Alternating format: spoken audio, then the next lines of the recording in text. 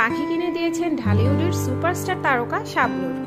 দীর্ঘ সময় পর সেই পাখিগুলোকে বশেও এনেছেন ছেলে আইজেন নিহান। এই সম্পর্কে শাবনূর বলেন, অনেক চেষ্টার পরে অবশেষে পাখিগুলোকে বশে আনতে পারলেন আইজেন সাহেব। সবশেষে পাখি হাতে একটি ছবিও শেয়ার করেছেন শাবনূর।